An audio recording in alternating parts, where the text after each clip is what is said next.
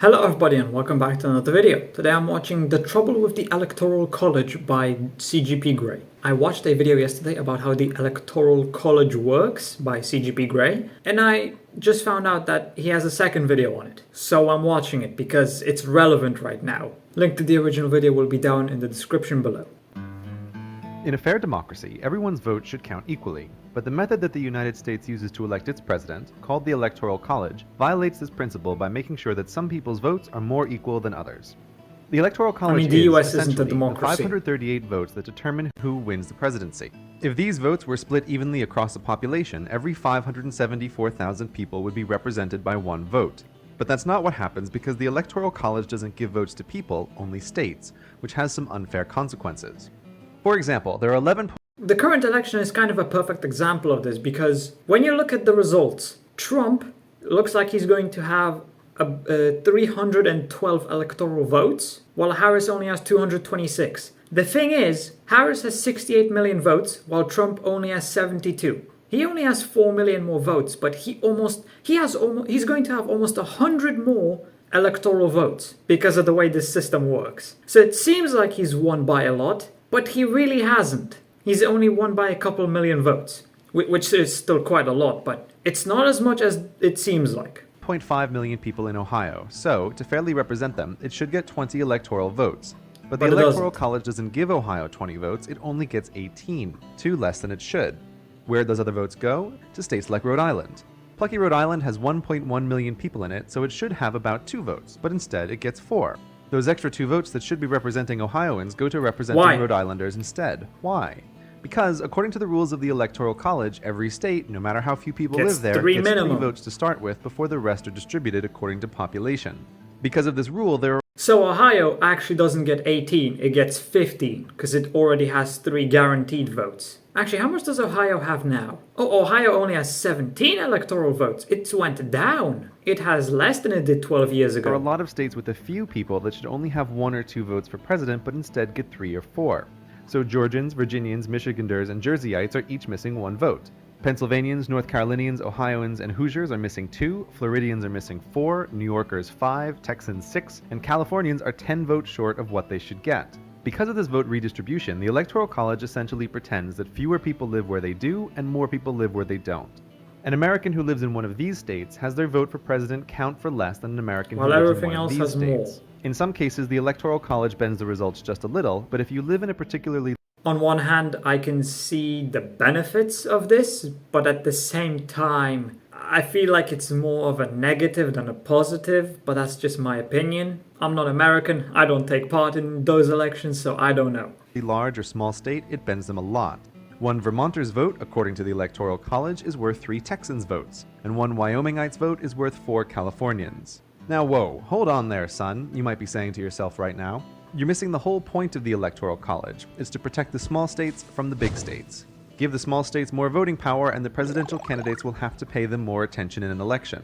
If that's the goal of the Electoral College, it's failing spectacularly. Yeah. Here's a graph showing the number of visits the presidential candidates paid to each of the states in the last 2 months of the previous election. If it looks like there are a few states missing, you're right. Only 18 of the 50 states received even a single visit from a candidate, and just 2 of those states, Maine Wow. and New Hampshire, have very small populations. The area of the country with the most small states is conspicuously missing. The Electoral College doesn't make candidates care about small states. But interestingly, the biggest states, California, Texas, and I feel like it would make them care more about the big states. Because, I mean, let's say you have 3 states that get 3 votes each. That's 9 votes. But then you have Texas, which has 40 votes. Of course, you'd pay more attention to Texas because those 9 votes matter far less than the 40 votes from Texas. I don't see how this could possibly make people pay more attention to the smaller states. I would still pay more attention to the bigger states which have more votes if I was a presidential candidate. New York are missing as well. So what's going on? Looking closer, just 4 states, Ohio, Florida, Pennsylvania, and Virginia, received a majority of the candidates' attention during the election. And if you follow the money, it's the same story. Why do candidates spend so much money and time in so few states? Because the way the Electoral College works forces them to do so. The elections are winner take all. As long as a candidate gets just over Yep. 50% of the popular vote in a state, he wins 100% of that state's electoral votes. Why That means focus winning on by millions of states citizens' votes where is you no can better get than 3 winning votes by a when you single should vote. focus on So one where candidates are it's safe to ignore 40? states where they poll with big margins. Instead, the Electoral College makes candidates intensely interested in the needs of just a few states with close races to the detriment of almost all Americans, which is why it should be abolished. But wait, you might say, won't abolishing the Electoral College and voting directly for president cause candidates to spend all their time in big cities? That wouldn't be fair to most Americans either.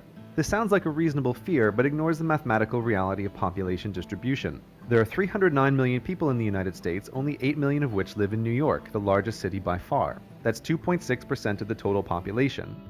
What percentage overall lives in cities? That's more But after important New than York, the just New size of York cities itself. drops fast. LA has 3.8 million people and Chicago has 2.7. But you can't even make it to the 10th biggest city, San Jose, before you're under a million people. These top 10 cities added The US doesn't even have 10 cities with a million people? It probably does now. It's probably increased. I would assume so. This is 12 years old. together are only 7.9% of the popular vote, hardly enough to win an election. Yeah, And just even focusing winning on the the next cities 90 wouldn't biggest work. cities in the United States, all the way down to Spokane, is still not yet 20% of the total population. Wow. So unless there's a city with a few 100 million people hiding somewhere in America that's been left out of the census, the idea that a candidate can just spend their campaign jetting between New York, LA, and Chicago while ignoring everyone else and still become president is mathematically ludicrous.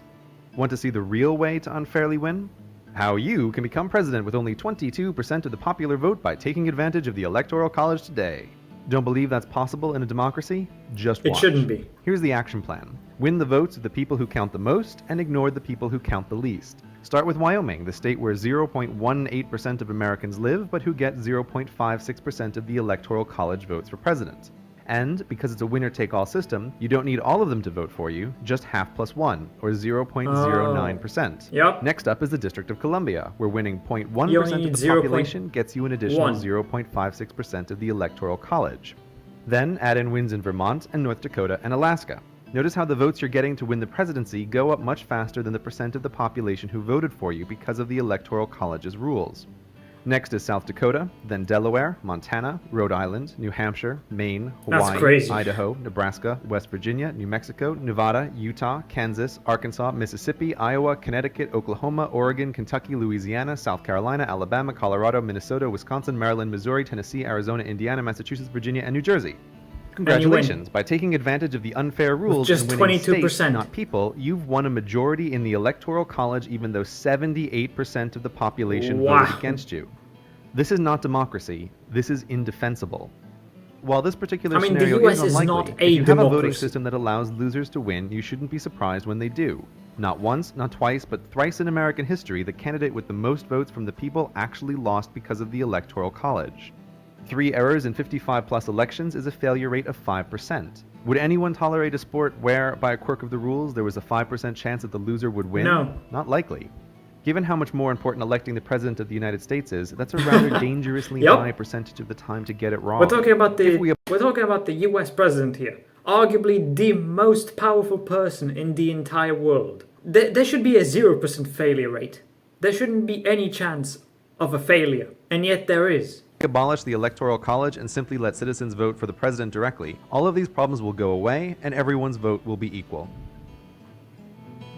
Would it be possible to make at least the presidential vote just from all the individual people? In theory, it shouldn't be too difficult, would it? I'm still not completely sure how much the Electoral College actually does, because if all those people do is choose the president in December, because the people vote for them, and they serve no other functions, then I feel like it wouldn't be very detrimental if you just got rid of that system. Unless they do serve some other function that I'm not aware of.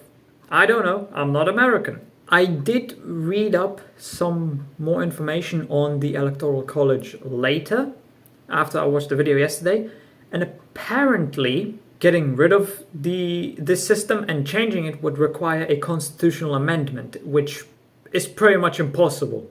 It's just not going to happen. Though honestly, why am I even debating this? America isn't even a democracy. It's not like they need to have a good system. They're not a democratic nation anyway, so what does it matter? Well, they're democratic. They're just not a democracy. That may sound stupid, but it's how it is. They are a democratic nation, technically, but they are not a democracy. I think the term for the US is a constitutional republic, I think. Don't quote me on that. I could be wrong. I probably am. All I know is that the US, not a democracy. Not a real one. You just have to accept the system. It's never gonna change. It's not a good system, but it doesn't really look like there's a way to change it, which sucks. But I'm not American, so it doesn't concern me that much. Well, anyway, I hope you enjoyed the video. If you did, consider subscribing and leaving a like. If you're interested, why not watch this video right here? And with that, I hope I'll see you in the next video.